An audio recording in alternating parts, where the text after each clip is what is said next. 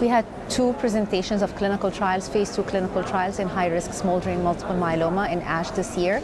The first one is ixazomib, lenalidomide, and dexamethasone, or RID. This is in all-oral combination in high-risk smoldering myeloma patients. We enrolled 59 patients, but we presented the first 29 patients today as an interim analysis, and we've shown that there was a very deep response, 93% response rate. Over 60% or so of the patients had a complete remission or very good partial remission. We're looking whether they have minimal residual disease now, and indeed, if this is true with long-term follow-up and we can prevent progression in those patients with an oral combination that's very well tolerated, we're hoping that this will become the new backbone for treatment of smoldering myeloma patients. Again, this is an oral combination, so it's easy for our patients to take.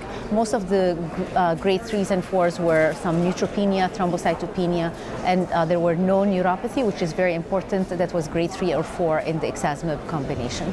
We don't know if we can go into phase 3 next, but definitely there is a lot of excitement and interest in this.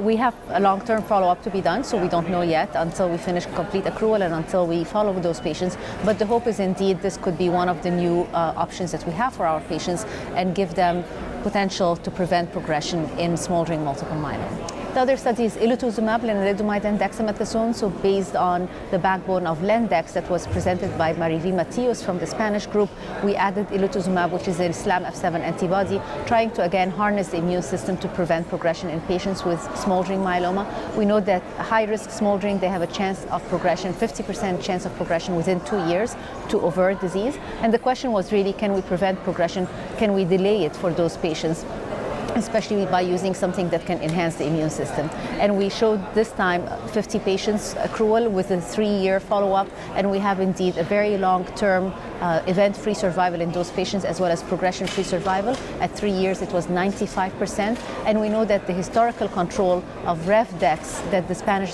study had done was about 77%. Again, it's hard to compare studies, but this is the first time we see that indeed there is a long remission and long progression-free survival in patients with high-risk smoldering myeloma.